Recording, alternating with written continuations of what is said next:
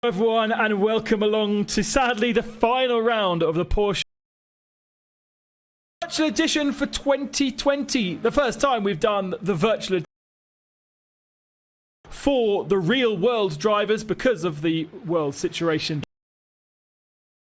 All of these real world drivers racing in the real world at the moment they've had to be battling in the virtual world for the last couple of weeks. We have seen on iRacing, it looks stunning and the racing has been frenetic, and where better to finish than a place to come to a climax, if not finish, in Monza, normally in world, and we are racing as the final round this auto Monza. Good weather forecast for the day, and it is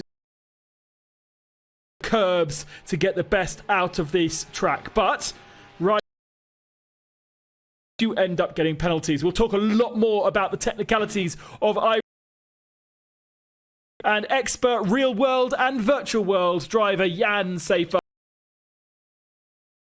Yeah, absolutely looking forward again on your side here at the high-speed track of Monza in Italy, and I'm to the qualifying as we see, I think, a lot of slipstream. Yeah, talk about slipstream. This place absolutely tends to reward those that get into a slipstream as well. It does seem to be almost emphasize the slipstream effect. Yeah, for sure. So I mean, we are driving here with the real drivers. The real have at least 2 cars per team, so they can help on about the same level to help each other. So one fast enough, you maybe will not have the advantage of we can see here. We'll talk more about the technicalities of making a fun. It has been a 4-round championship. This is the 4th round. So far, Aykan Guven leads the championship by just 2 Vorder and has 1 extra win over Larry. Those two basically shared wins in Barcelona and Silverstone, but we saw a little bit of controversy which actually allowed Dylan Pereira to cement himself in 3rd position. Joey Mawson, Jackson Evans, our Porsche rookie for this year, 5th position. Expect him to have a good one. He comes off the back of victory on Thursday afternoon for Porsche. Their first victory also takes place on iRacing. Leon Köhler is the best of our in 8th. Lawrence Van Thor has been improving more and more as we've really should be further up. He's been unlucky with traffic. He's been unlucky. Therefore means a bit further down at the back of the field we've got our Cini and Stephen Grove. We didn't see Philippe Sager last time out. He picked up too many penalty points, couldn't qualify, therefore decided not to race. And round out our 5 Pro-Am drivers. Leon Köhler, I think, has had 1 or 2. Let me just outside the podium, but he has managed to pick up a 4th position. That I think really could be ahead of Leon Köhler in terms of the championship that took him out and caused damage. Jaden Conright has been ever improving. Much of Marvin Klein, Robin Hansen, and the rest of our real world rookies. They are not necessarily rookies in iRacing. Championship leaders, thanks to Larry ten Voorde, Martine by Almer. All the points scored by their only driver, Aykan Guven. Have Michael Ammermuller, the champion from the real world, but he's struggled. Haven't actually seen him participate. He sits, so his team sit in to Dylan Pereira's efforts, and then Fach Auto Tech with Dynamic Motorsport running, Jaden Conwright, Nakin as well. Yeah, so as very close together, all together. So and to see the guys battling again, because we have that little gap between Ten Voorde and Guven, other, and so it's a decider in the last 2 rounds. As I say, we have wins, 3 wins for Ayach, 2 wins for Larry Ten Voorde. So even if they equal Guven, who effectively is known in the virtual world as an A spectacular when it comes to his iRacing and his iRating. So iRating, for those who are with us for the first time, the more races you drive, the more races you win or be successful, and his number is so high. He in this world as well, so he's very much into that thing, but also all the others, they practice quite a lot. So I mean,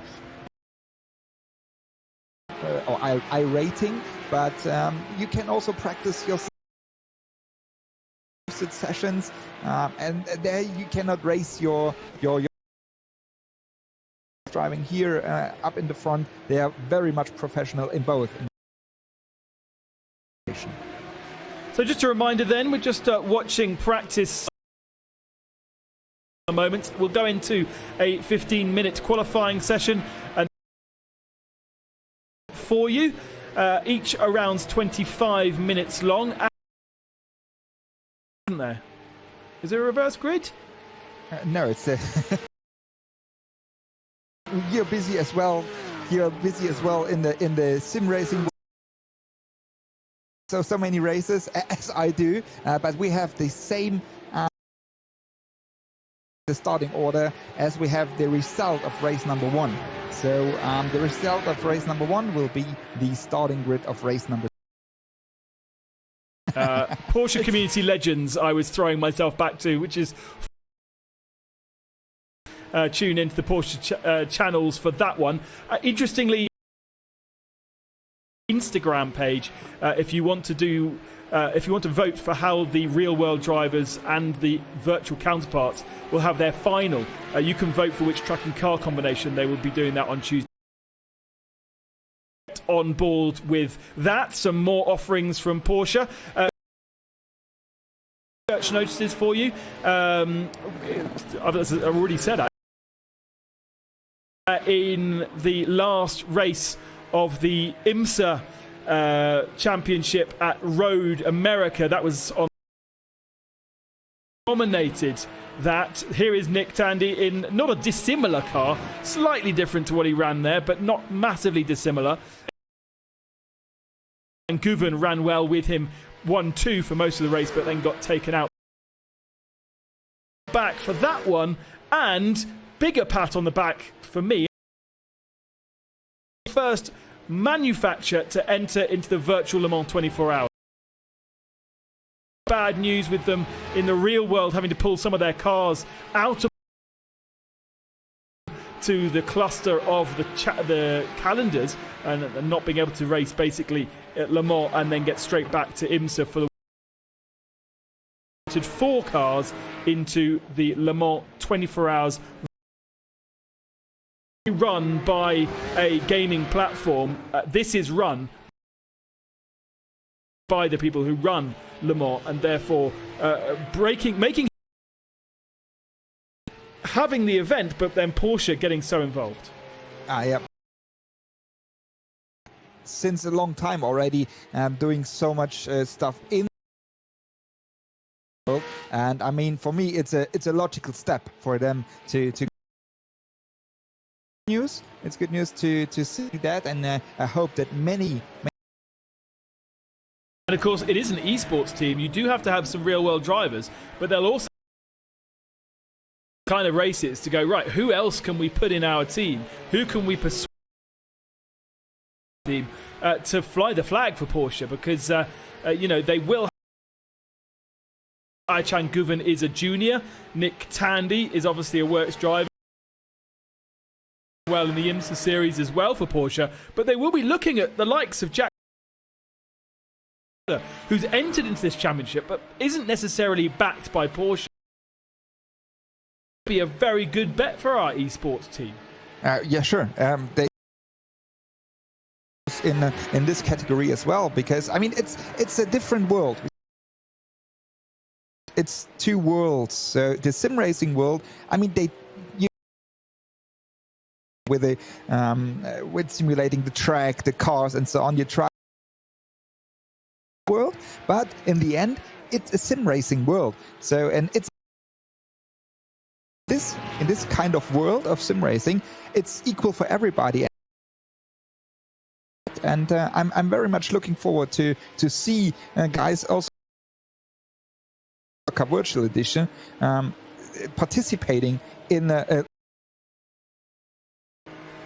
Absolutely. So there is this small matter, though, of getting this championship finished, and I'm a bit sad that we're still in May.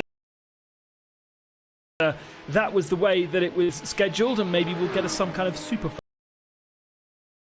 final around the championship. Larry ten Voorde, here he is 2 points of our field. It has been those two fighting it out for the whole. Barcelona.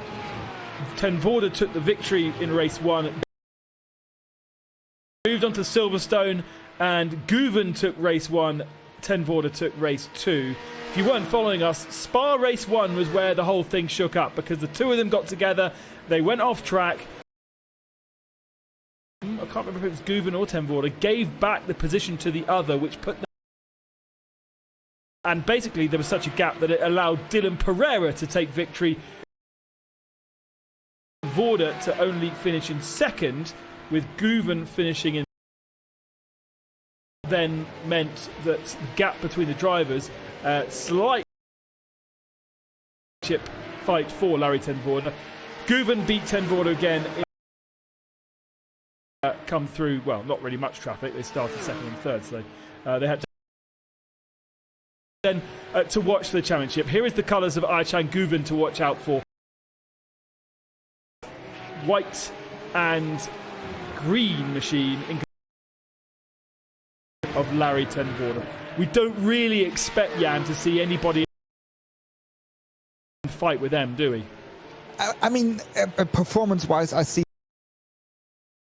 But as you say, as they have to fight for the championship,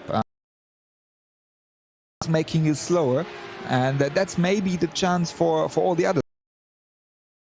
He did well in the past races as well. I see a chance, and also we were talking about it as well.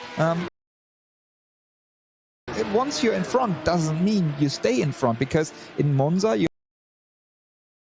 for example, turn number 1 or first chicane we see here with Ayçan Guven, possibilities to change places, and so sure. But I think we will see nice fights. The thing that's quite interesting is watching in practice how much they're taking the curbs and track limits is something that iRacing as a platform police. And if you do run just a little bit off track, and I've been running upcoming endurance race I'm participating in, and you get pinged for I wonder whether in this they've done something with those track limits to get rid of them. Yes, sure. They, I mean, you can adjust. But that's what Porsche have done, and what is most important is different to the measurement is the center of the car, and so. Sometimes you see cars running a little more wide, and but we will talk about that, I think, because we will see quite a lot of this. David Fuminelli is our guest driver for this week. Competitor, and also has been representing over in a different.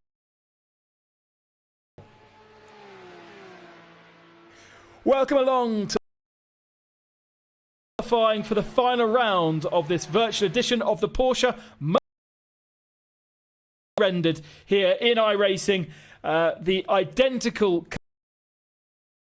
we got grid-wise 29 drivers. And weather conditions, lots of sun, which will be providing lots of grip. Don't worry about the rain, and moisture in the air will make these. Interestingly, they are running a different setup to the way that the Barcelona's setup was only slightly adjusted to Silverstone's. Same as Spa's, but because of the character of this track, is fixed for all drivers, but different to what they've experienced before, Jan Seifert. Yes, in more track, and so therefore Porsche adjusted the, as you say, equal for everybody, and these settings. Otherwise, in car, the drivers can adjust brake balance, for example. So as it is in the real world, but in the just in the pits or between the sessions, you can adjust any here to make it equal and to make it more efficient for it to keep the setting equal for everybody. Let's get into qualifying then, and track limits all. Monza, lots of curbs to ride. We've got about 15 minutes of a qualifying session, but they can lose their laps, Jan Seifert, if. And so it'll be key to get a clean lap in. Perhaps not something to a banker to get onto the leaderboard. I mean, track limits is in the real world a big topic, but in the measurement, it's made by a computer and the algorithm anyhow, and so the center of the car, track limits and so-called off tracks, which is a track limit, and so there are some places where you really can use the curbs quite much, but in other places you really have to. Example here, you can use the curb on the left-hand side. Too much, you get the so-called off-track, and in qualifying, as you say, your lap. That's the problem. The system itself will cancel your lap time and in the remaining time. Look out for teams. Slipstreams. You can see the GP Elite boys all running together. I noticed that last night and doing some testing for cars to run together. There's a car off at the back of the field there. I think that might. The first car out there. Look, they're all backing up. This is a Formula One cars a couple of years ago. Dylan Pereira does not want to be the first else, so he's slowing down, trying to allow Aychan Guven to. Also, Guven doesn't have a teammate, so somebody else has said, stop buggering about, I'm off. Who is that? Who's the first car? Pile. That's a classic Pile thing to do, isn't it? Come on, zut alors, allez. Right, let's go on board with Aychan Guven. Let's see how you get around this track fast. This is a lesson to me as much as anybody else, because I'm racing here next weekend. Not good to take a qualifying lap of a Porsche Supercup as an example. First chicane, hard on the brakes. Oh, you should be doing this. You should be doing brake, second gear if you want to have a smooth exit, or first like that, and then you have to be careful with wheel spin. Then you go flat to second chicane. You try to keep the car on the right hand side as you see. And brake right before the bridge, down into second gear again, using the curbs on the left and right hand side, and you see the cars jumping there quite as well. Then into these two right turns. That's this one, and less mode 2, which is the more important here.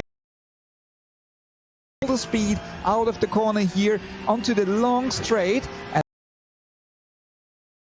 to not give any slipstream down the straight here. My favorite chicane, so-called the Variante Ascari here, so you can really push in there. Now you have to position the car a long straight, typical for Monza. Before we go Parabolica, a very long right turn which opens so that you can use track width quite a lot. Already on power and use whole track width to the outside. You have to be only 2 wheels off track there are allowed, and then we are back at this.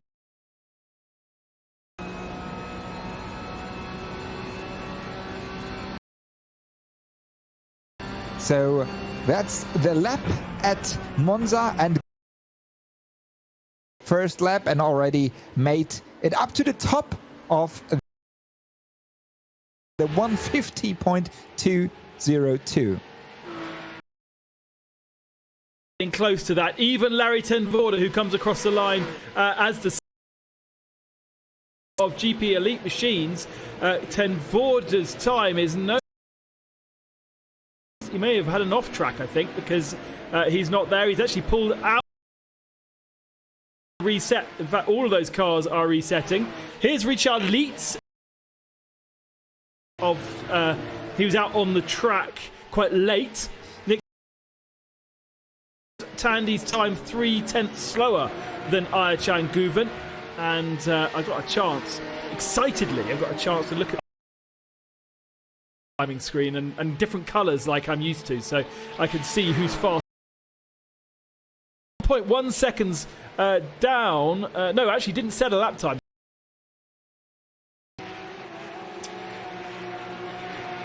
In fact, only 14 cars. The rest of them may well have run off track.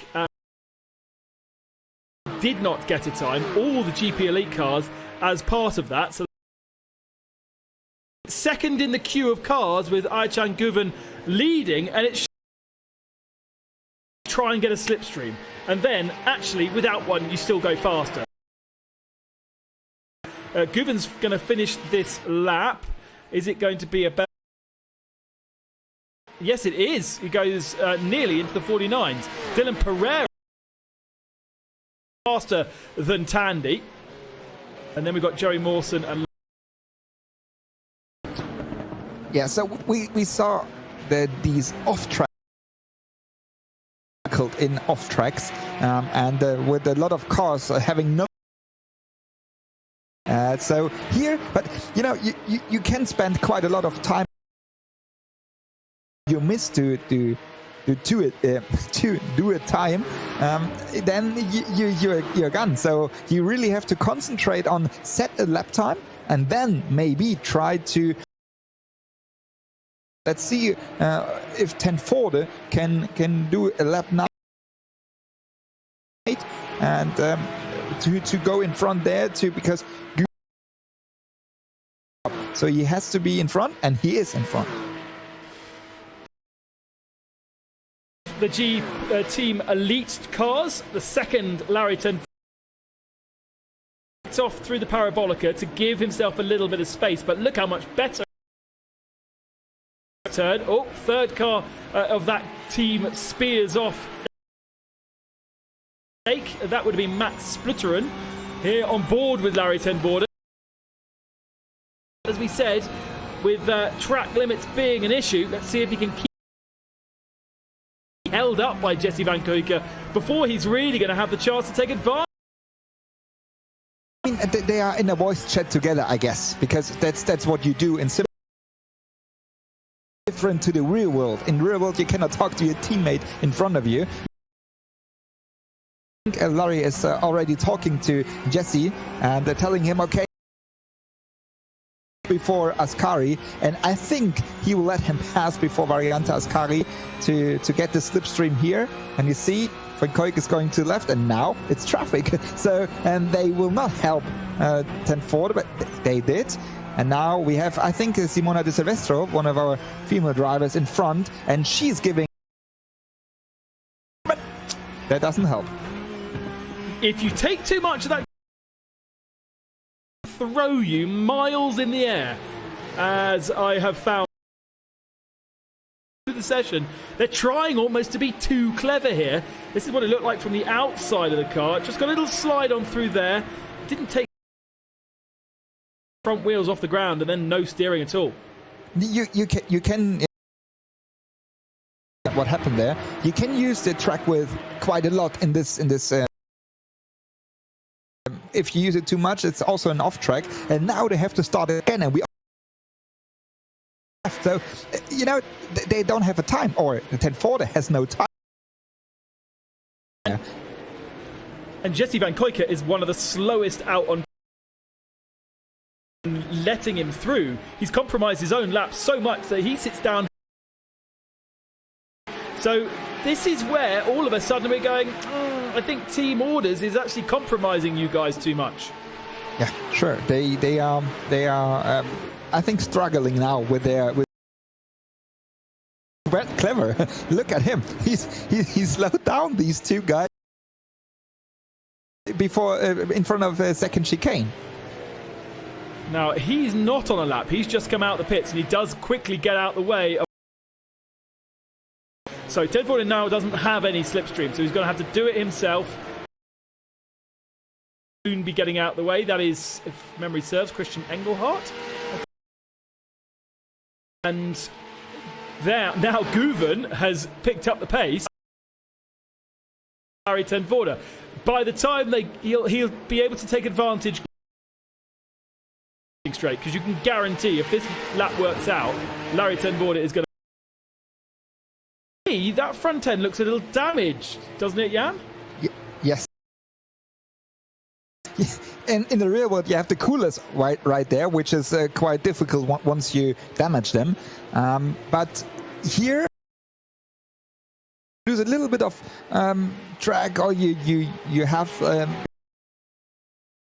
your car slightly. And then now let's see, 1040 is using down immediately, as you say. But whoa!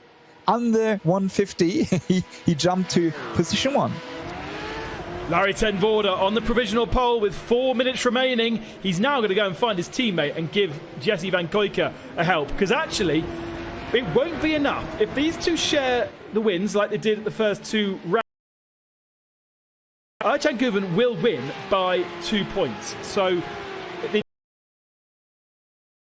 GP Elite team need to basically get in the mix. So Jesse Van Kuijken, who is down and last at the moment in the timings, give that massive slipstream to him.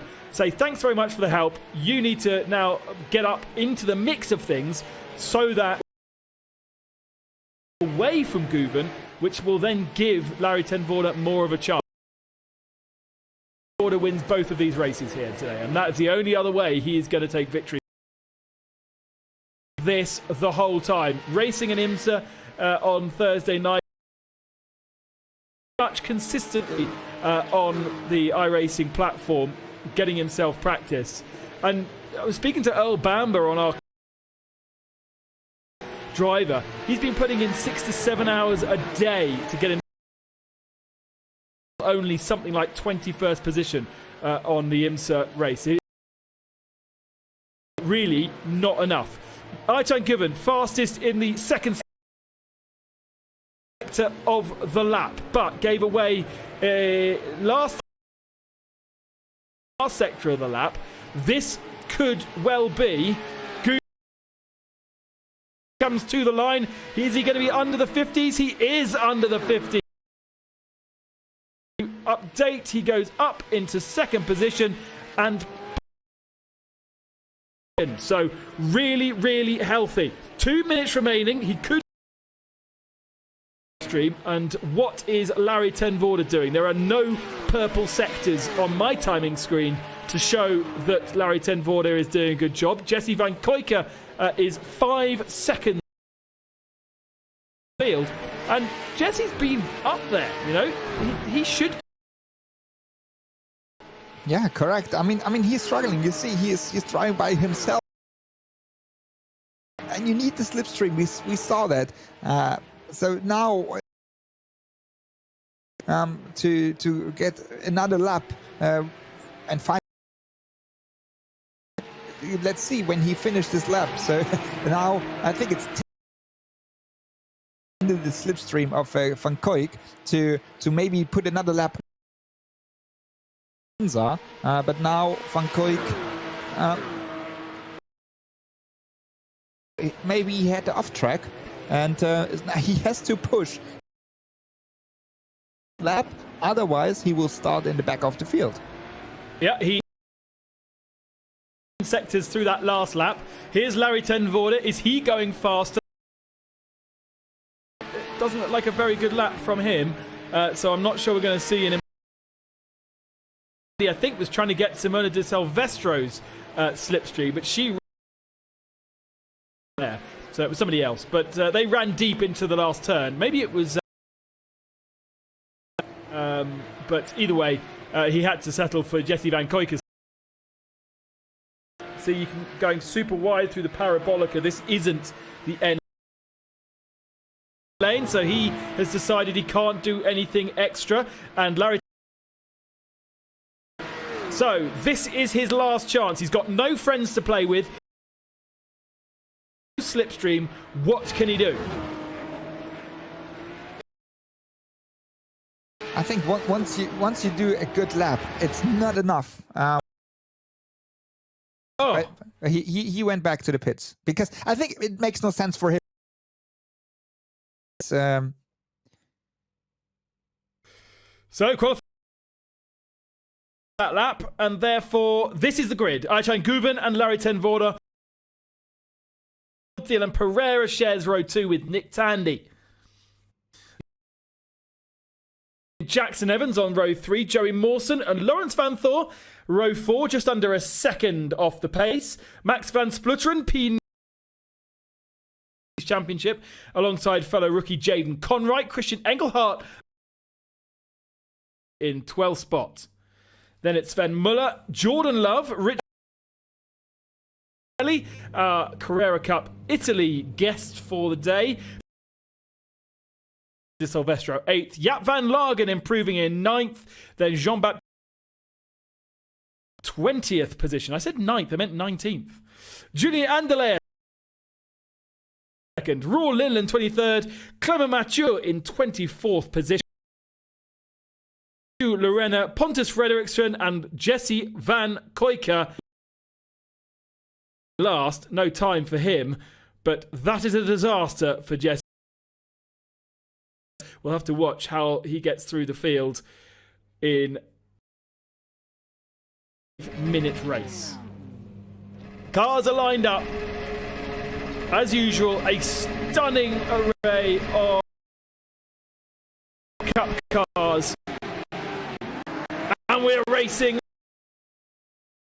Ruben covers the inside line, and a ready Larry ten Voorde trying to go.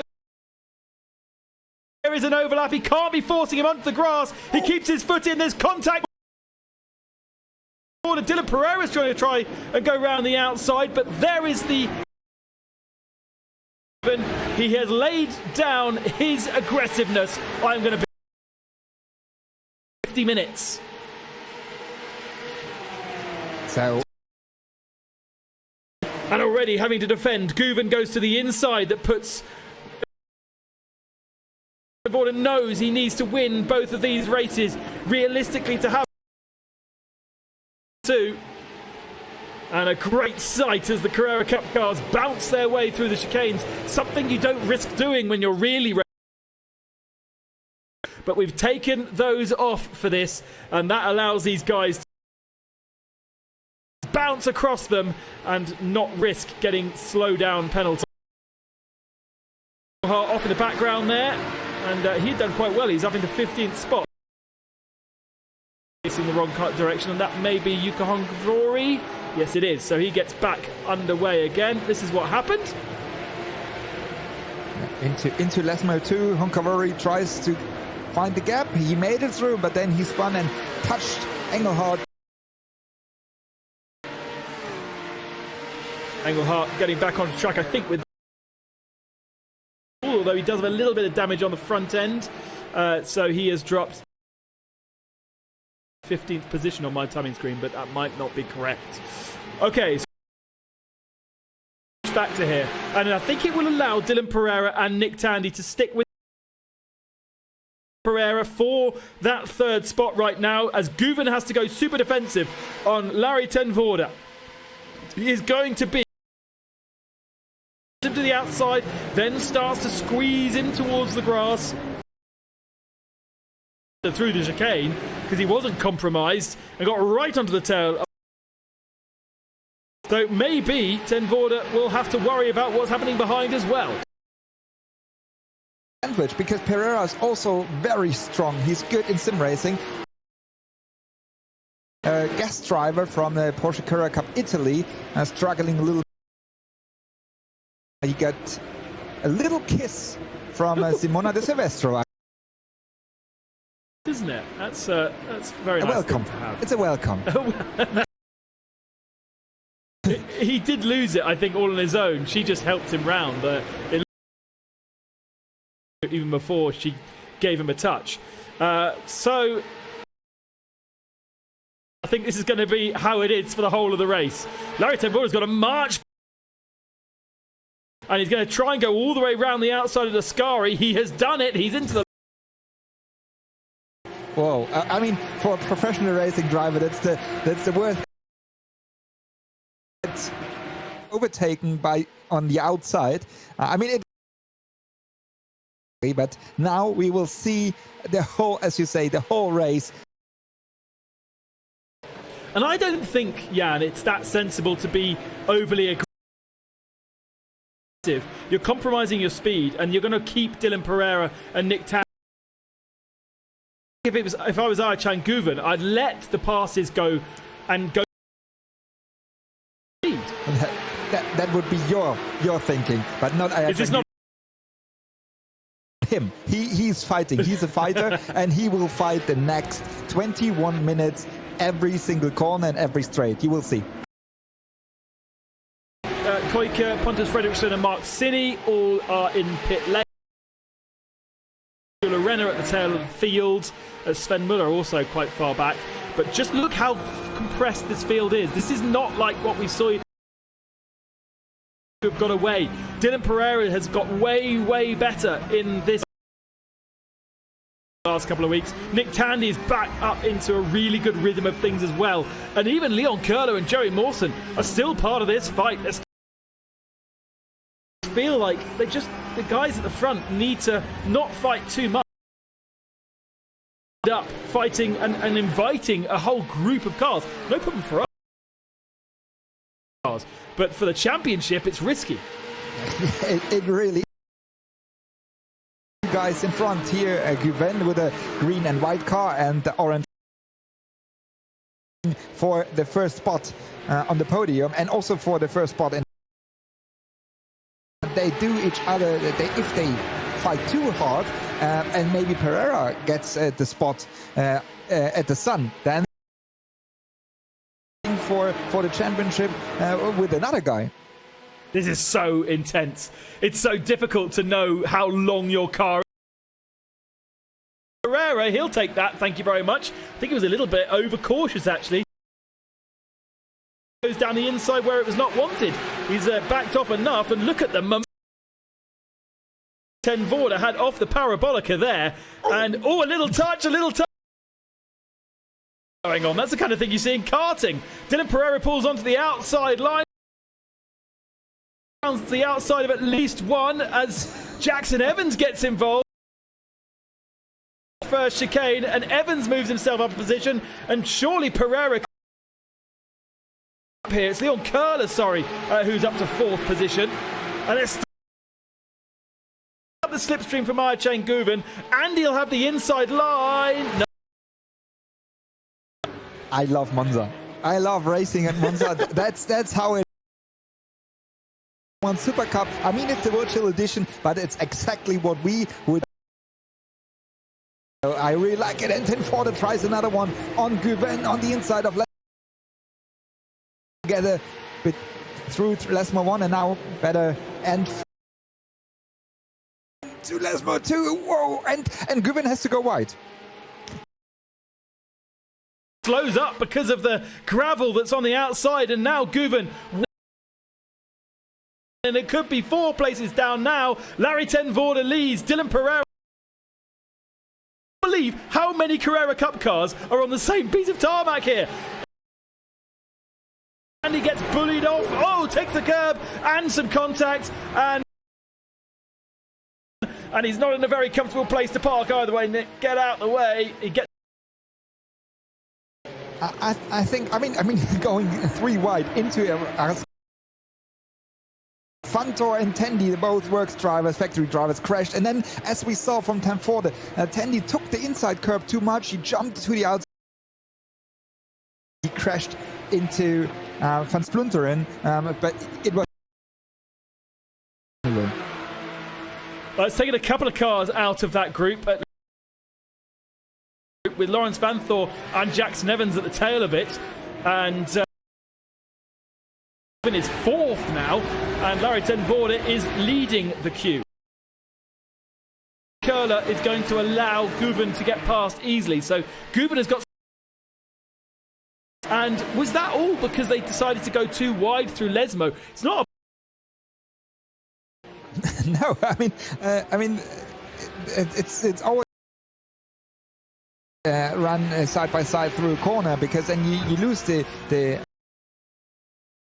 I mean, that's the racing. That's what we want to see, and for the next 16 minutes as well. I'm not sure I can cope. If I go quiet, it's because I've probably fainted through it. It's going to be quite an incredible fight. Either that or I've forgotten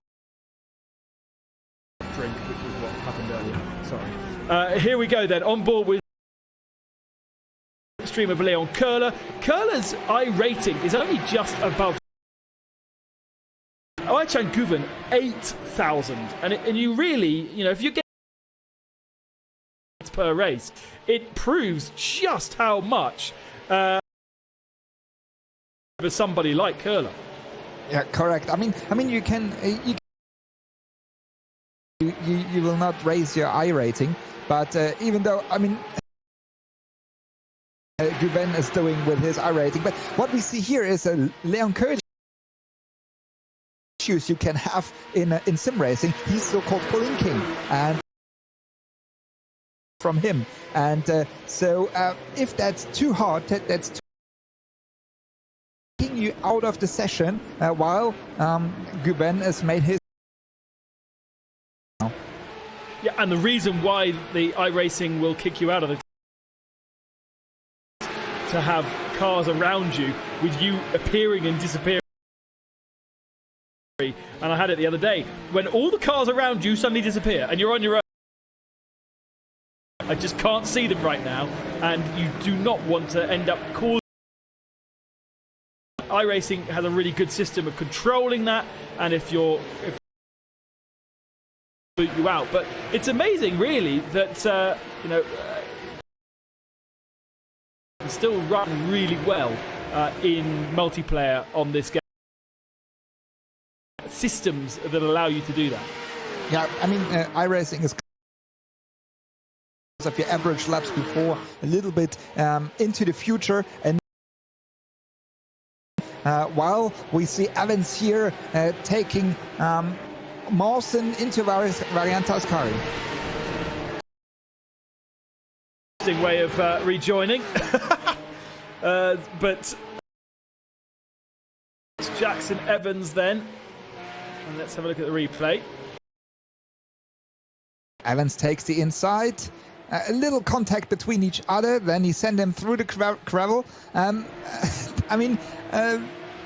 He didn't really slow down. Mawson, he didn't really slow down, so that's why they almost crashed into each other exit of Ascari. At least he kept the car straight though and didn't spin across. That's one good thing. Here's Guven now and Dylan Pereira down the inside, and it makes it look super simple, really. Who are not really trying to fight Guven, and that he can now chase down our leader. What is the gap? Leader and second position. It is 0.6 of a second. A bit of a strip steam, Jan, but not a huge amount. Yeah. Of it, but while we see here the replay of Love, like technical issue, because he was not steering anymore. Passed with a couple of drivers in different sim races anymore. So that's kind of the technical issues. Yeah, so you don't get technical issues as much, brake failures, things like that, unless you have damage. You don't have random failures as much in the virtual world as the real world, but you, like your internet connection or your steering wheel or your pedals and various things like that. So when you see a car just go straight like that, generally their end, if you like. A very... He was took over that car from Andrea Lotterer, for Porsche's Formula E team. That is how that happened, unless that's a... so Porsche's Formula E team racing. I don't know where their race is this weekend. I think it's in a... it's back to Hong Kong, isn't it? It's back to Hong Kong, yeah. Yeah, they ran the imaginary stick. That 10-4 went straight at... Sven Müller. Oh, no, these cars look so equal. Both are running straight in the chicane, but 10-4 is still in lead. Once we would finish the race like this, then 10-4 would with 6 points ahead of Guven. So, I mean, it's interesting. Then it will be winner takes all for our... of the others can get into the mix of things, which we saw in the early stages. They could, before Nick Tandy's accident. Him and Dylan Pereira were right with these. Last time through, Larry ten Voorde did a 50.34. Guven did a 50.29. And then Leon Curler was half a second back on that. So once they got all the tyres, to take on iRacing a while to get confidence into the car. That happened, then the two up front seem to be best.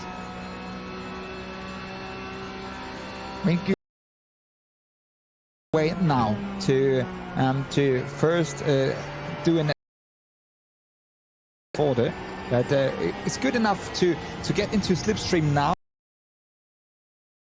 Of 10-4 after the first chicane, so to the car now, and then maybe be at yellow or orange and white car right here. Close again, just under 10 minutes remaining of Larry ten Voorde. Back to how we were. Aggressive will Larry ten Voorde be with the defending, because we didn't really get a chance to about Guven doing the defensive work early doors, and ten Voorde sits force Guven anywhere. He just kind of blocks him and gives him very little.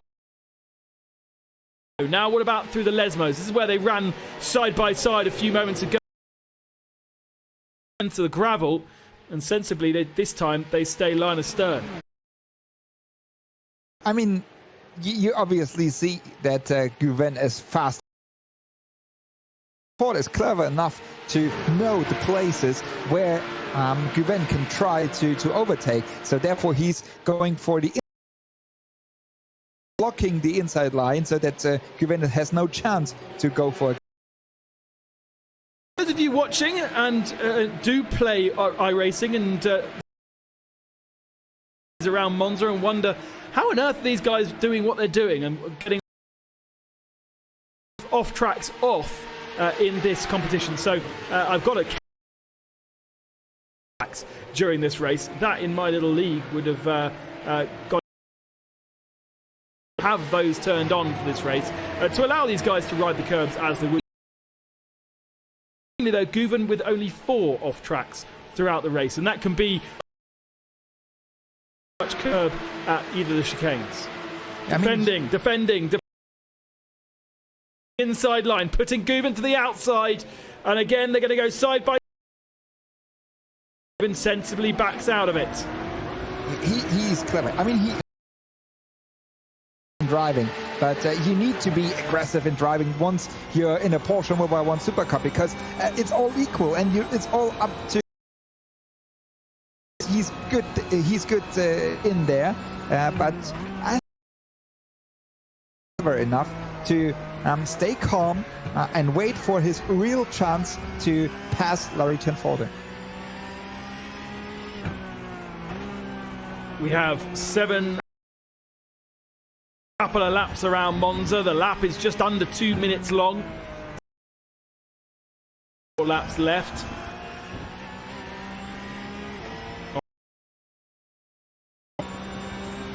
I kind of get the feeling it's going to be. Sorry, we'll take victory here. Sorry, we'll lose out. Because if you get a decent run through the Ascari chicane where we are now, down to Parabolica, and then it will be a drag to the line. You've seen it so, and it only seems to get closer in the virtual world. Every better than real life racing, and I'm quite content on these virtual races because they're so exciting. They're so exciting to watch. Yeah, but that's exactly what it is. What you want to see and what we sometimes miss a little bit in the real. As I know from my past years, I've done in this from Guven on the outside, but a little oversteer. So he loses a little bit of, as I can tell you from my experience from the years I've done the Porsche Mobile 1 sim racing, really nice and close fights, and also in the real. Definitely not taking it away. And I guess one of the things that we're all missing right now is, and something that's also quite fun when it comes to the camaraderie of being in the paddock and chatting to people and chatting to your fellow competitors. With this platform going into a session, other drivers, you have the ability, if you want, to chat to all of the competitors. And there is this kind of camaraderie between everybody to help each other. Yes, so I think sim racing is kind of motorsport will bring them even more together, and so you're friends beside the track, but here Austin going, I think it was he passed, so racing on the track is still the same, but track I think it's a little more in sim racing. Yeah, it is. That is the case, even though they are everybody.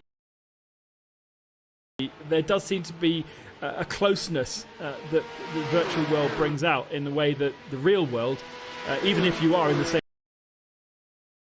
much. It looks pretty equal, doesn't it, between our 4 drivers at the front of the. Last time through, Larry Tenforde's lap was not a good one. It was a 4. Aytan Guven did a 51.4, but Pereira and they were in the 50s with penalty points, but that doesn't matter. And the 50.7, in fact, they both did exactly the same. Interesting that they were the faster. Oh, got very late, very. Oh yeah, I think it was not on purpose. I think he was. But he made it, so there you can see another proof for his professionalism in sim racing as well. you're driving in sim races. I do as well, and so it's not so easy to really get the feeling for that, even though. Yeah, absolutely. If you haven't, for one of the difficulties for all these drivers is how far away you are, as Larry Tenvoorde goes very, very, very off track, somehow keeps it going in the right direction and keeps a little wayward. Oh yeah, he qualifying, but now it's again Guven at the tail of 10. It's equal again. Yeah, so in a sim world, distance perception is knowing where your competitor is when you're around them. Around your face helps a lot. You at least can turn your head to the left-hand side to see an over. Somebody saying overlap, car left, and somehow car right pushes Guven very wide, and hello Dylan Pereira back in the game in the Pink Pig. BWT sponsored car. Good to see that they consistently are being represented. The Racing really are the team to beat when it comes to the real world, but in the thrown down the gauntlet here, and here is all pink Dylan Pereira flying the flag for BWT, his teammate in the real world championship when we get back into the real world, but didn't get on with the virtual simulation. I mean, that's pure racing, what we see from these guys. And also Leon Köhler, who's...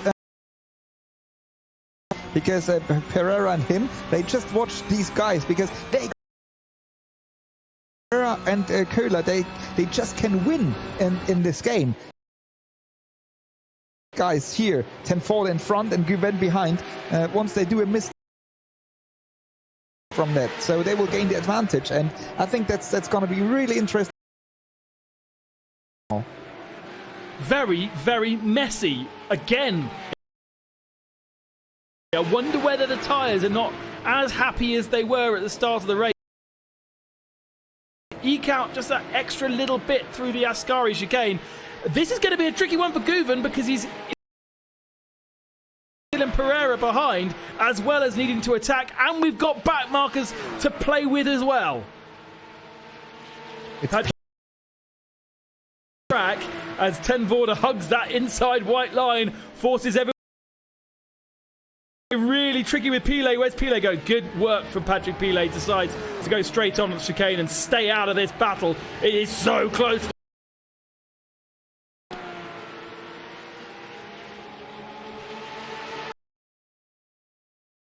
Through the Curva Grande. That used to be turn one at Monza before the... And they go side by side into the second of our chicanes. Tenvoorde, Guven runs over the curb. It's going to be a mistake. Guven's crucial. He could have just stayed there, but by losing 2 positions, hopes completely. Here it is again. What he can do, he stays on the racing line, but then Guven is a little bit. And then he has to use the curbs, jumped over it, and then he loses all the... When it gets to the crunch of things, time and time again, when it really, really matters. We've seen it in this last couple of weeks in IMSA. We've seen it a few times here as well. He does make mistakes, and he's only now got 2 corners to go to try and get himself... Lights furiously. Back markers are in the way. He really wants to get... Trying to get past Dylan Pereira. Guven dives very late on the brakes. Guven is going to lose huge points in the championship here. Larry everything right, and he takes victory at race 1 here in Monza. Leon Köhler first time onto the podium, and I actually furious with that. He only finishes 4th spot. Wow. Simona Silvestro, Richard Lietz coming into the final corner together, 2 of our Porsche legends. Simona position here by a very unorthodox inside line around Parabolica. She moves line. Oh, she's just lost out. Oh dear. Race 2. Here are a few other drivers. And she is just behind David Fuminelli. Across the line, remembering that the finishing line here on iRacing it is there at the same place as the start line. That's one. That's good. I was half right for once. He finished just ahead of David Fuminelli, so he will start 13th. Visited the pit lane. There is a very work for Jordan to do for the second race as well. Remember, result of race 1. Jesse van Goyke will start. Yes, he didn't even finish a lap. Retired out of the race after lap. Vorder. Let's hope that GP Elite give him a big old pat on the back or for the help that Jesse did in qualifying, because without Jesse, position. Although he wasn't, he was in second, but either way. Results of that first race then. Jan is doing the maths on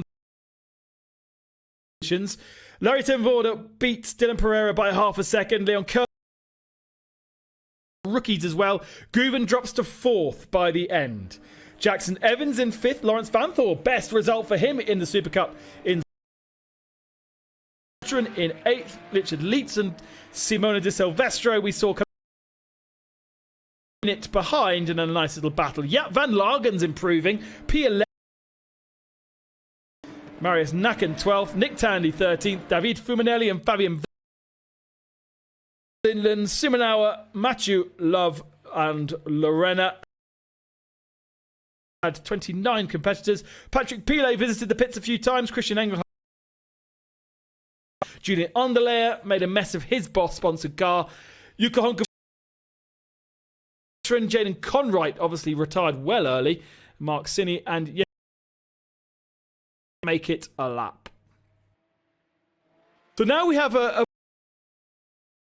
for the drivers to relax between races. They can, they don't have to go have themselves a little break, and then we'll be back for race 2. Do not miss out. It's the final race of the championship. Tenvorder versus Guven, the final chapter.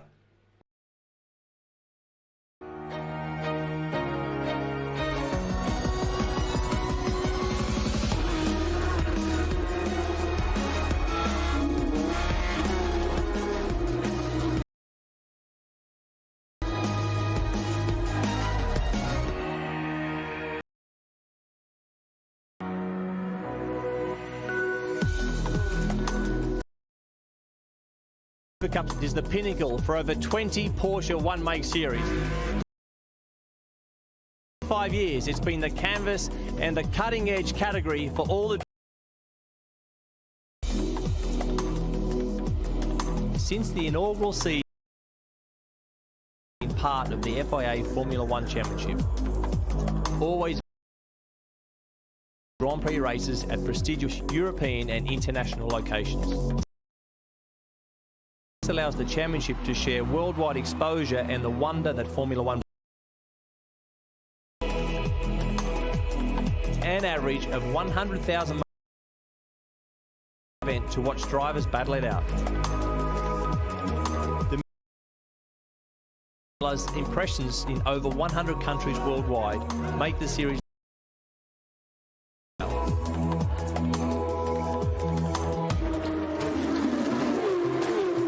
The competitiveness in the Porsche youngsters and seasoned specialists creates an environment which produces stars of the future events and series. These former Super Cup champion Earl Bamber. Professional teams and drivers go head-to-head in powerful, technical, fastest one-make series at international level. Power of the 911 GT3 Cup is the formidable weapon of 485 brake horsepower. The car has no the fairness of the series, thus making it one of the most challenging race cars. There's no autopilot here, just raw driving skills. Porsche Mobil won Supercup, pure, unadulterated racing.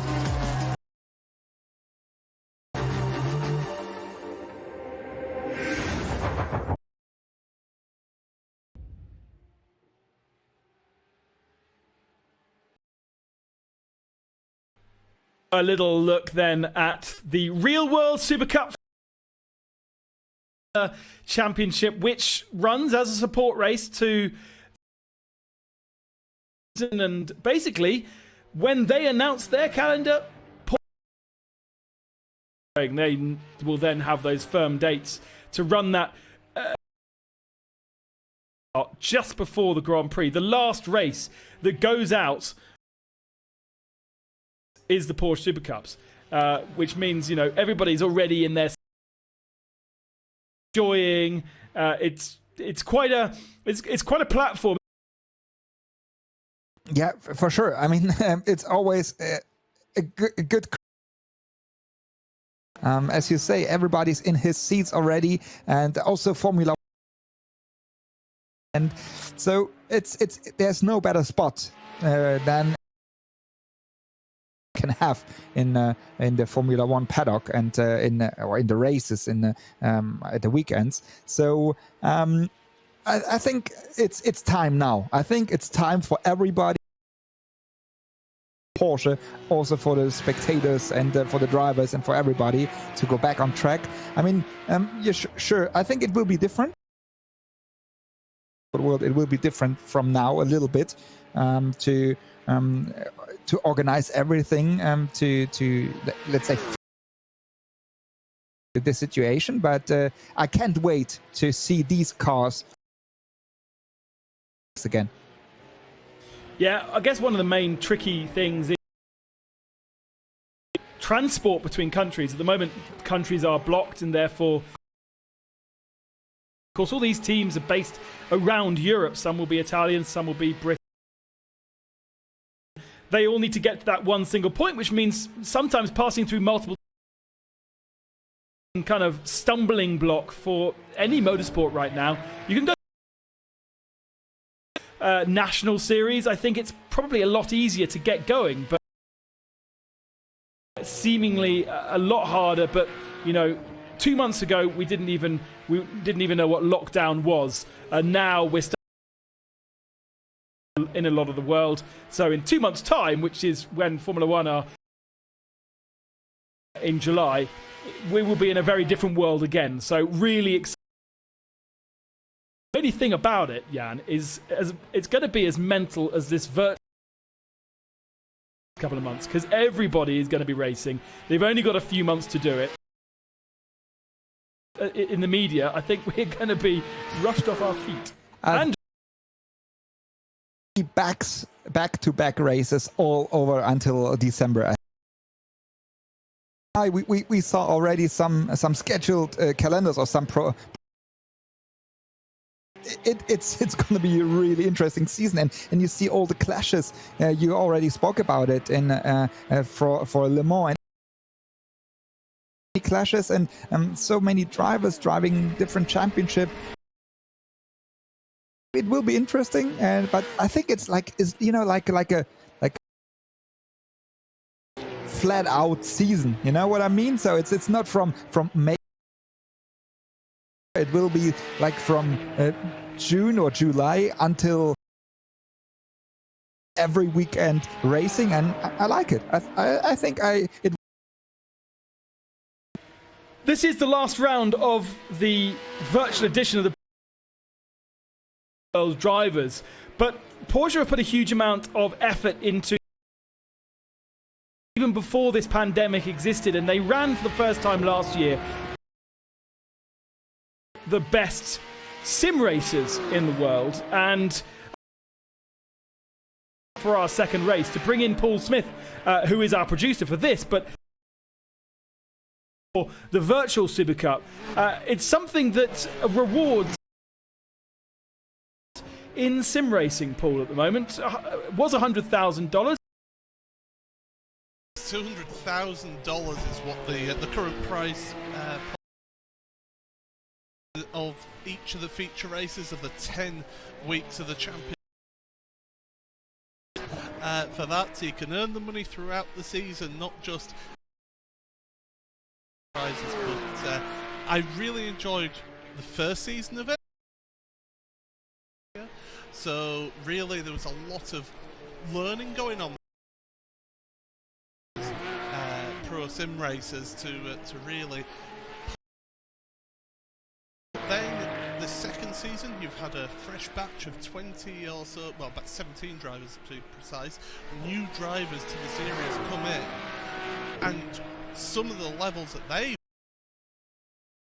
is just unbelievable. At the moment, you know, we've got series currently leading the championship, so it goes to show that just because you've got people freshly coming in qualifying doesn't mean that the standard is dropping. It's getting higher and higher. Plus, as well. I was going to say that such is the attraction of racing in what I sort of I call it the virtual iRacing World Championship, because in effect it over from a single-seater championship that iRacing used to run, which it is really on iRacing at the very least, and there is no other championship that really shows the drivers in a sprint race format as well. Yeah, the Porsche eSports Supercup by iRacing is full of road racing on iRacing, and it is drivers from all over the world competing in that. You know, it's not just European. In the States, we've got people from Brazil, people from Australia. Championship, and not only do the champion get to win a bunch of prize money and a trophy, awards dinner for Porsche as well, and be presented there, because Josh Rogers he attended the end of season prize giving with Porsche. In terms of prizes, Jan, you know, having that kind of prize pot, a small prize pot. But the virtual world's prize pots are almost bigger than what we see in real world racing. Yeah, I mean, you see that in esports. I mean, you have to see the effort to build up sim racing races. That's huge, you know, logistical and a problem, let's say, and so I think you have like you can spend more on the prize pool, and I hope so. That's my own opinion. To raise more sim Porsche Mobile 1 Supercup, the Virtual Edition, to have it like in the winter season, you know, so have an actual real world season from, let's say, March to October, and from November to February we have the sim racing season. So I would like to see that. We can have that in the future. Absolutely.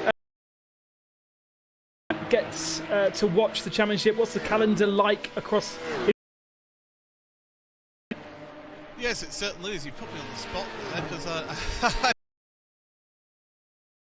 because it is a little. Donington Park. I can tell you that. Yes, we had the first two rounds. The first round was at Circuit Park Zandvoort.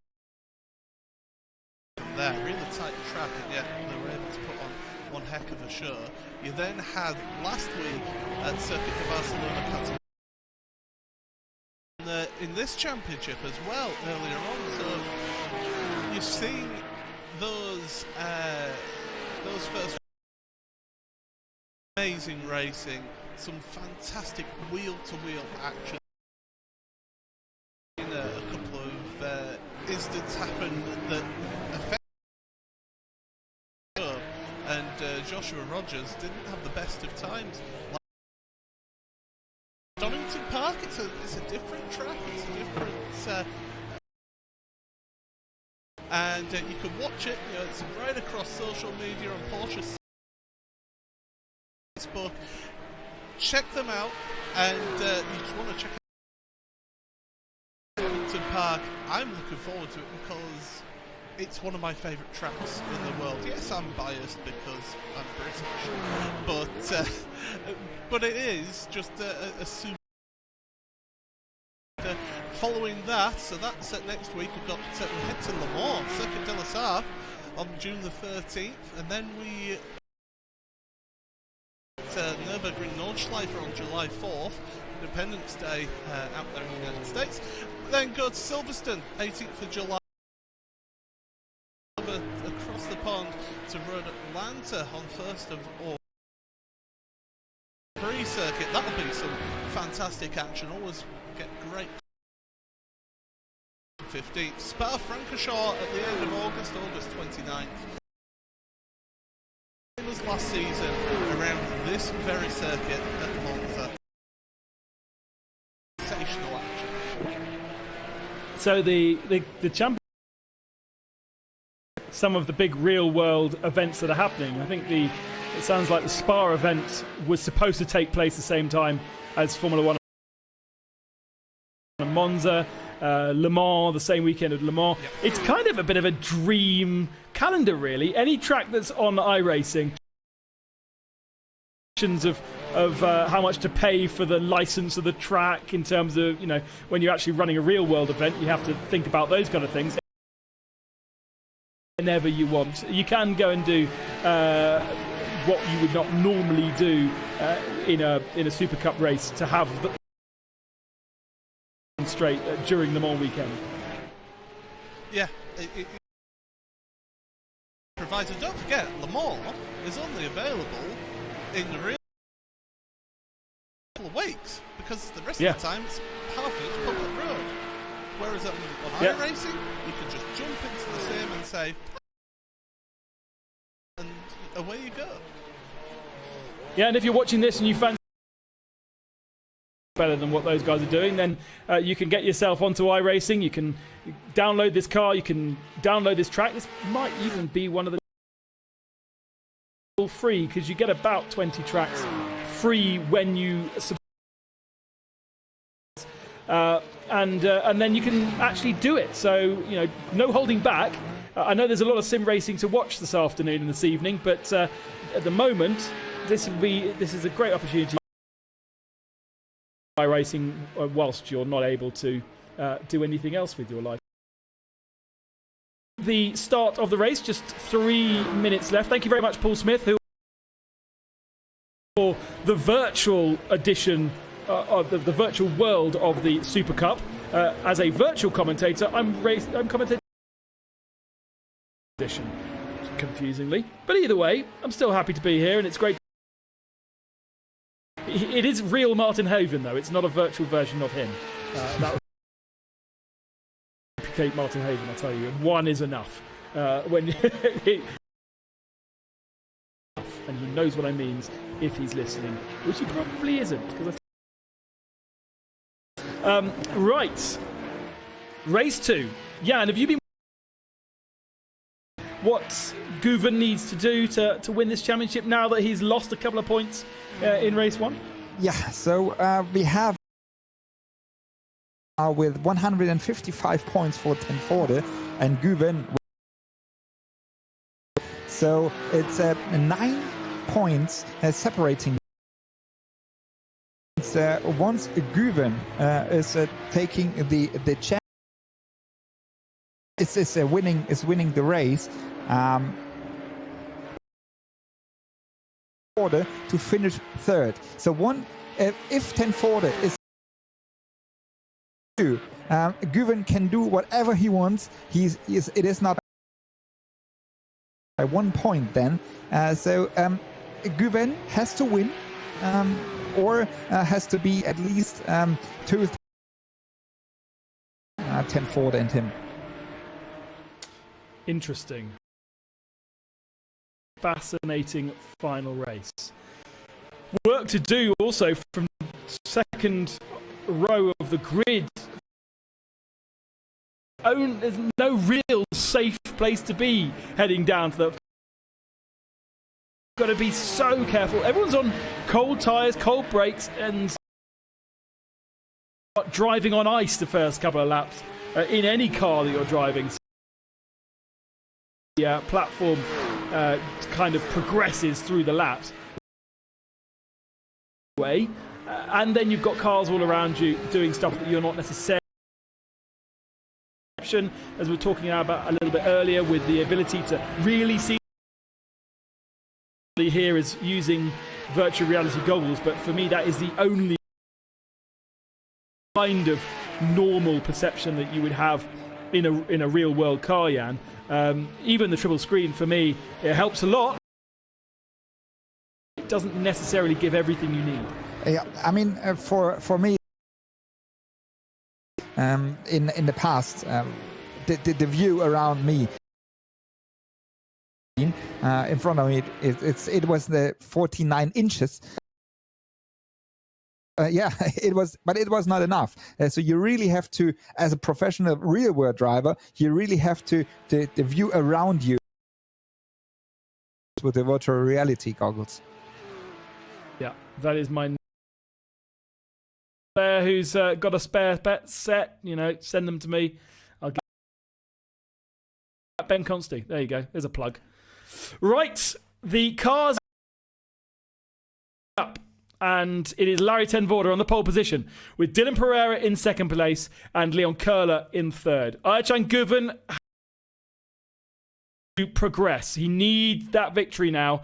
Jackson Evans in fifth, Lawrence in the sim world sixth, Jerry Mawson seventh, Max van Spluteren eighth, ninth spot Richard Leitz, Simona Silvestre, Jaap van Lagen, Marius Nakken, Tandy, he's man to watch in 13th, Fuminelli, Raw Linden 16th. Watch out for Tandy causing chaos as well. Jordan Love, Mathieu Lorena down in 20th, Patrick Pilet, Christian, all of our pro drivers, and we do have Jesse Van Kuijken at the tail of the field, who should be making their way and running, and it's been a poor start from Guven. Guven's gone backwards, massive. Too much chaos. There is a few cars off at the back of the field, but Guven is way... A huge amount of work to do. Ten Voorde through in first. Dylan Pereira. And there's Guven. Guven's been caught in an accident. And in the 11th position, there's Simona Silvestre to get past.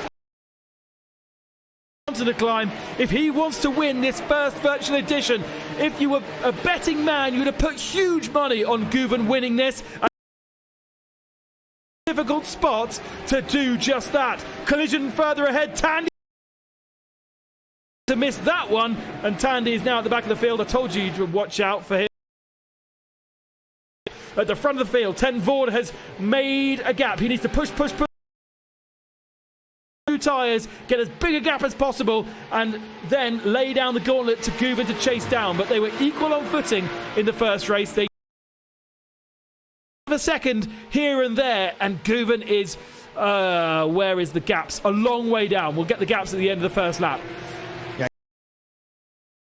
In seventh, he dropped down to 7th position, and that's a long way to go, because and here we see Guven, and I mean, he was struggling maybe because of wheel spin, because these guys, they really have to play at the start. So it's like in rear racing, and maybe he had a little bit, he knows it's up to him to push, and so then he chicane, so he dropped back because of that.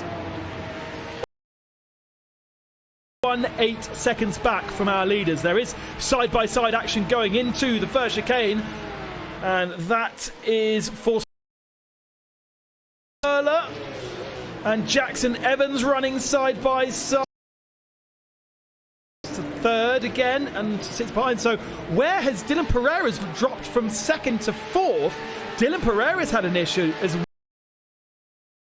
car. I wonder whether he lost it all on his own, but he's got damage. The car will not be feel bad. He's run off wide. Ascari. Yeah, the same spot we saw Tenforda running wide.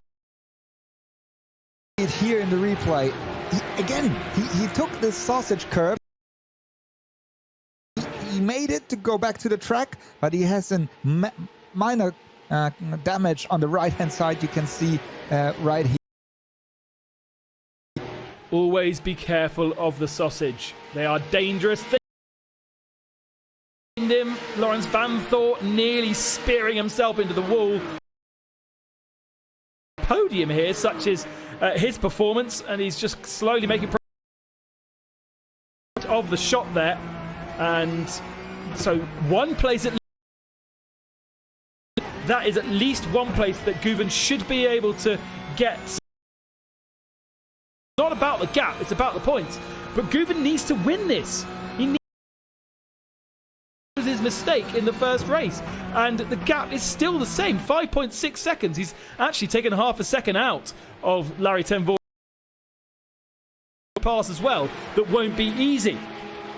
Pereira drops the position to Lawrence Van Thor, and Van Thor now into fourth. Though Evans and Leon Köhler running side by side. It's before Parabolica, I guess. Direction, one car going another. I wonder whether that was blinking that caused. You could see the car in front, Juncker, and everybody crashed it. That's what we were talking about in race number one. Then immediately you just crash and you don't know why. That was a right. It's continuing, but it doesn't look very happy, that car now.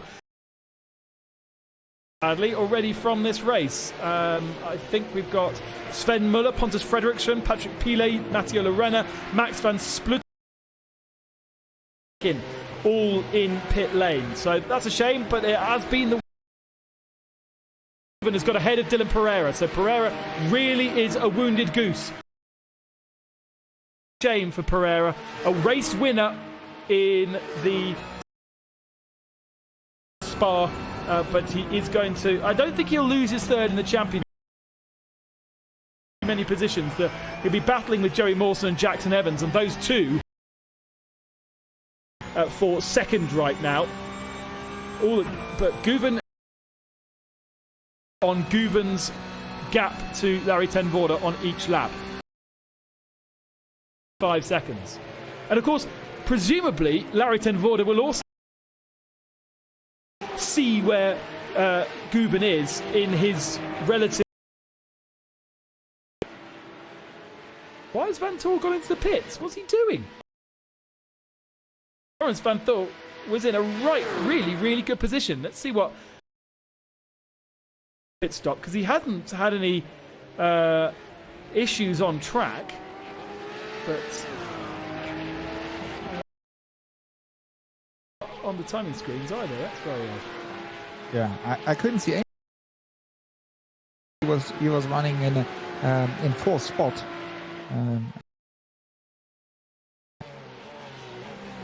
Did he get a jump start? I'm going to watch him. He's now moving again, so looks as though that was a stop-go. And that is a great shame. He's coming back out the pits now, but a bit the tail. So well for Van Thor. He's really made in the Supercup in the last round. Would have been a really good way to. But sadly, he's going to have to fight another day, perhaps in the IMSA series. A good position. Perhaps he'll turn his attention to the Le Mans 24 Hours that into virtually happening on the weekend that it should have been happening in June. Whereas is scheduled to happen on the 20th and 19th of September. Will happen, but the virtual one will happen in the actual proper traditional date. Leon Köhler and Jackson Evans fight.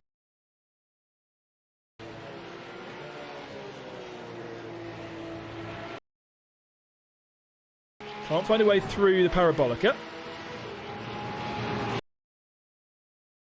into the slipstream and maybe down the inside into the chicane. Ten Voda really has checked out at the front of the field.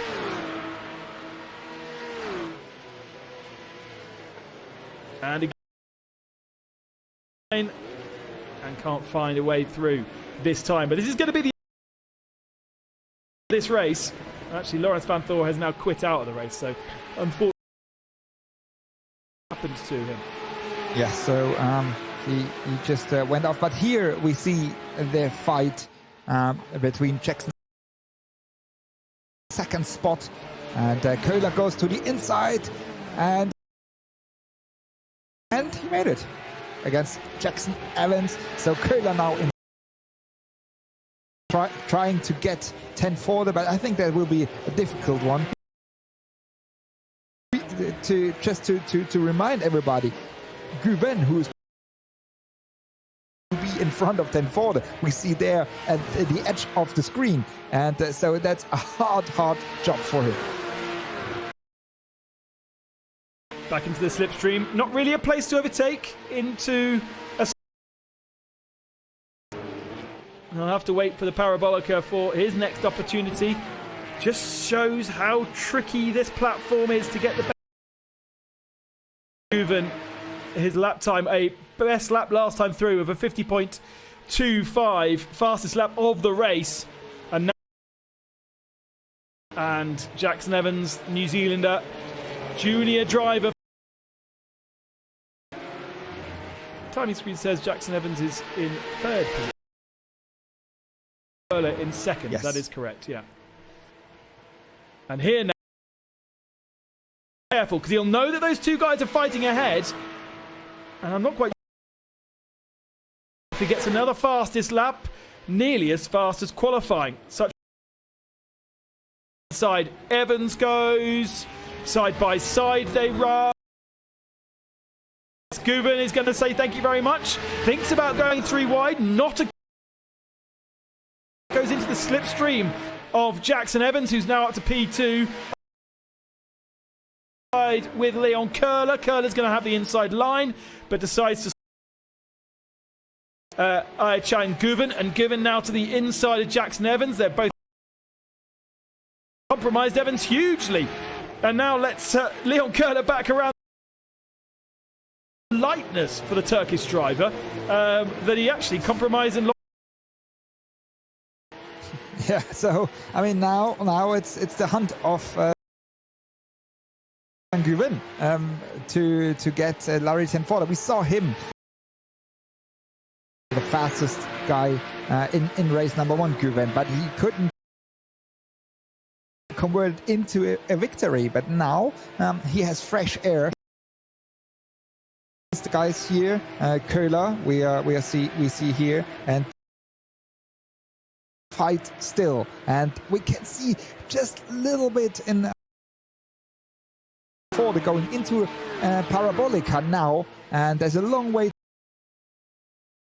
given. Yeah, 5 gap between Ten Voda and Guven. Guven took half a second. See what the lap time is this time. It's not going to be the fastest lap of the race. 2 passes, and in fact he loses time, nearly 5-6 tenths of a second to Ten Voda on this last lap. We look further up to 6th position. She's done fantastically well over the last couple of weeks in this platform to get herself onto the pace. The putting in to the virtual world is absolutely spellbinding. We're talking 6, 7, 8 hours a day getting themselves a good feeling and understanding how the platforms work. There are the likes of Guven and Ten Voda out there who have been doing this since of them have never really shown huge interest in the virtual world. On them by engineers to get into a simulator, and now all of a sudden the is interested in virtual racing, and it's fantastic to see, but it does mean of catching up to do. Someone like Richard Lietz, for instance, someone like Simona can get a full race in without any mistakes and lap closer to the guys' competition. Yeah, so but these guys, see how they progress from race number 1 until progress the whole field did. I mean, I can remember a little bit the first 2 races we saw, but now it's really nice fights, really close fights, and that's also a big progress, as I say, from Mark Sinny and Jesse Van Kuijken managed to the front right of that car, and really Jesse should be. I'm a bit sad that kind of the team to play in qualifying completely compromised in with a massive collision, and then again here in race 2 with damage, fighting with Mark Sinny. A little bit more straight, and part of that Pro-Am battle. Who would be leading the Pro-Ams? No sign of his teammate. Stephen Grove even entered this race? No, I don't think he did. So the best of our Pro-Ams down in 16th spot. Larry Tenvola last time through, matched lap. I think this may well be it in terms of the championship. Still got 10 minutes. He needs to make mistakes. Larry Tenvola just needs to make sure he's settled into a rhythm. He's got control of his nerves, and he is able to match what Chan Guven is doing behind him. Jackson Evans now in 4th position, so off the podium. Jackson, I think, did actually get no one's in our opening race, so he's right up there, but in a Spa. Good first race, difficult second race. So to get 2 solid point scores in for this one would be a great very early morning for him, if indeed he is even racing from there. Yeah, I mean, that's all the season long, and that it's fascinating how they do it. I mean, they wake up in the morning or stay awake in the middle of the night just to race here. That's really, they're willing to do it, and I think that's of this series and of the drivers as well. Mawson, 4th position in the championship coming into this, and gained a position on Richard Lietz there. It is Simona Di Silvestro just ahead, and actually Joey is this weekend for 4th position in this championship, so Joey does need a decent result here to be able to be in the championship fight.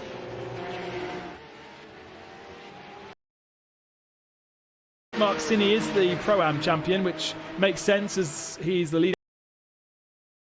Leon Curler, really the only man from the Rookies Championship to star here, or are the kind of the normal drivers, the rookies in the real world, the Porsche Supercup, not rookies to sim racing.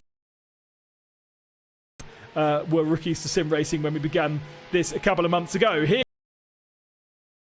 Joey Mawson on Simona Di Silvestro, looking for another position, maybe the opportunity to get some more points. Got some damage to the with Ai-Chan Guven at the first corner. One of the reasons why, and couldn't get away through Simona there, but down the at the braking zone into turn 1. Although actually he might have to do a bit of defending. Who's also there.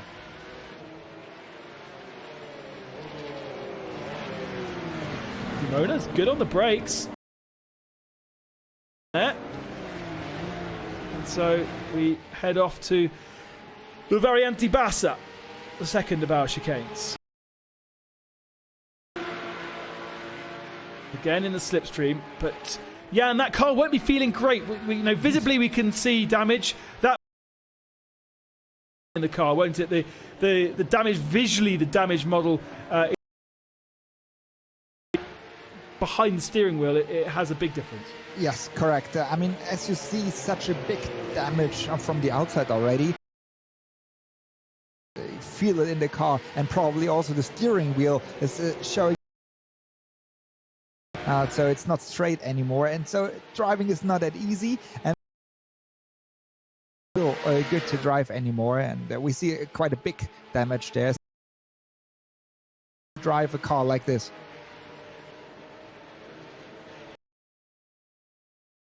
Larry ten Voorde leads our race. Second, the gap. Last time, 5 seconds now. And then we've got this battle for third position, the last of the podium position. Evans, but Evans will be picking up a lovely slipstream. These two have really entertained in this last race. This time, though, Jackson not feeling the need to go down the inside. And what we're seeing,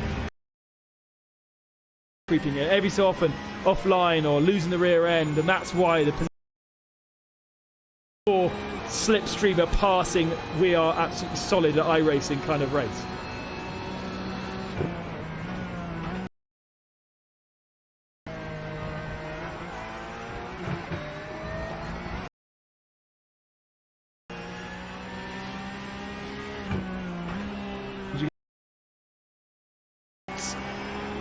Second chicane. Now gains a little bit each time. A bit more curb taken by Leon. A bit more, but Jackson Evans running a little bit wider. Oh dear, who's that? Joey Mawson has had a spin. Trying to get past Simona de Silvestro. Looks down the inside. Into the first chicane, second chicane, and loses the rear end. Yeah, so he tried to go to the inside line. They touched each other on the inside, but it's a race incident. So no one to blame. But then we can see that quite often each other. You spin. So Simona de Silvestro. The correct decisions. You open the steering, went straight over. But Mawson, he just spun. It's going to be an interesting little battle. We've got Richard Lietz, Simona de Silvestro and Nick Tandy. Oh, Honkavori's gone into the tail of Simona de Silvestro and turned her. Very nice. I was about to say, it's going to be great fun to have those three pros and Yuka Honkavori. Perhaps a little bit of inexperience. That front end's already looking a bit tired. Tandy is trying to get up a position here from spinning on that. To put his car in front of Yuka Honkavori, knowing what he just did to Silvestro. With any tail abuse.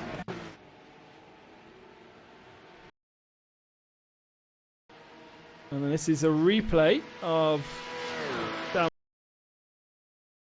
And easy pickings, really. He was actually even later on the brakes into that first.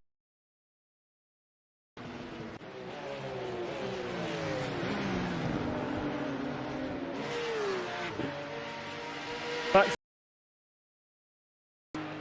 Jackson Evans right in the slipstream this time of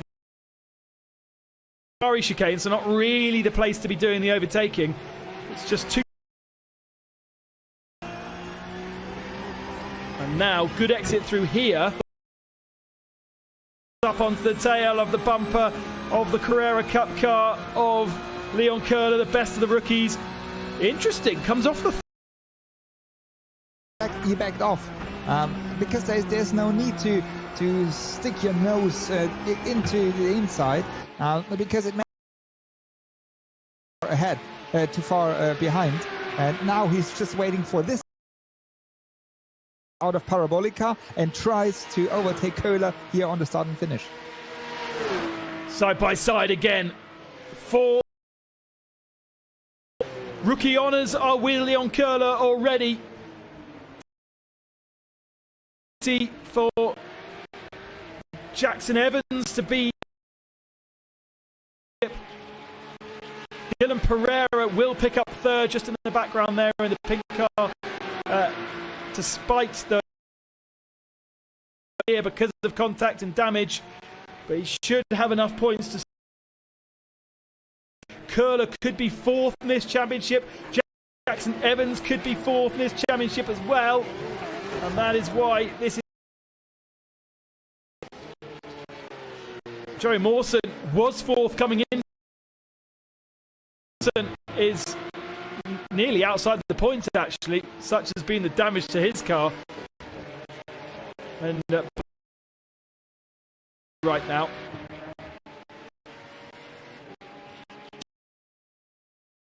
Engelhardt. Oh dear, what's happened to him? First, the ZF car, and a little bit wide. Yeah, so he went a little bit wide on the exit, and then he. So easy to do when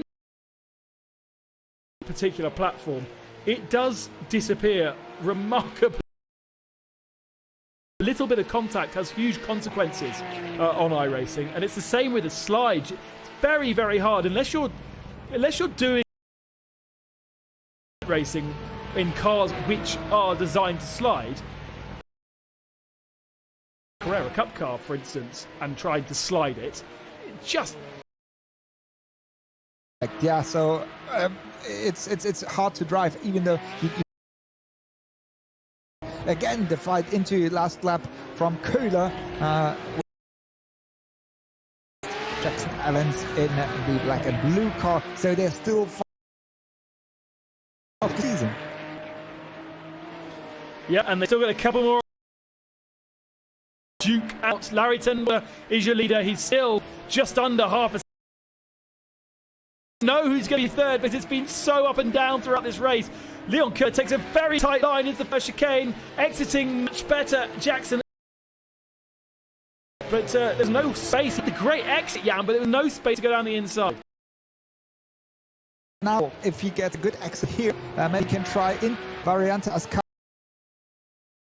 he's really close. The tail of Köhler. So Evans try. On a normal way, no chance to overtake. Still side by side. We may actually miss over the line just as these guys come into the Parabolica. But Leon Köhler has held on, and it's going to be a man to watch as the rookie championship. Jackson Evans, the Porsche. Here is the man who is going to win the virtual edition Supercup for 2020, the first edition due to unprecedented circumstances, but Larry Ten Voorde has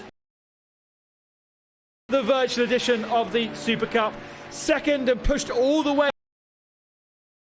It has gone the way of Leon Köhler ahead of Jackson Evans after battle. Richard Lietz runs in 7th position. This is the next big battle. Nick Tandy's managed to get past all of position by the end. Behind Dylan Pereira, Lietz beats and Mawson therefore won't get his 4th in the championship.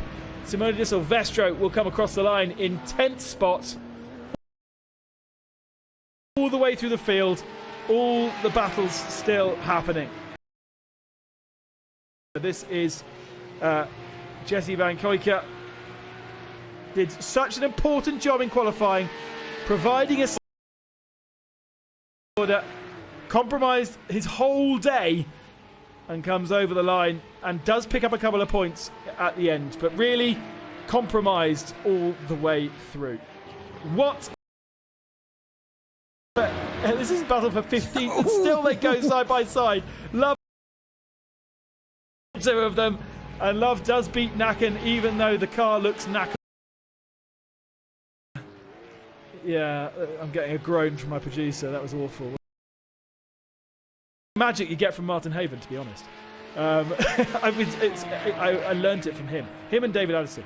Over the line, the last of our runners, and it is Clément Mathieu. 17th position. Plenty of retirements once again. Fabien Vulvend, Lorraine. We didn't speak about Yap, one of the best real world races, but here is provisionally the results from our final race here in Monza. By 4 seconds in the end, Guven managing to find 2 seconds. Leon Curler and then Jackson Evans provided us with entertainment. Dylan Pereira. Nick Tandy recovered to 6th. Richard Leitz, Yuka Hung. He'll be disappointed with that. Simone Di Silvestro inside the top 10. Engelhart, I think that may be his first finish. And then Jesse Van Koy. Nacken picking up the final point. Mark Sidney will win the Pro-Am Championship. 17th last of the runners. Fabien Vulven. Van Lagen disconnected 2 laps before the end. Then Simonhauser for an internet issue. Lawrence Van Thor got a drive-through penalty and dropped out. Lindlau, Fredriksson, Muller and Patrick Pile, I don't think even took the start. What a shame. What a last Monza. 2 races, isn't it? Such entertainment, Jan. And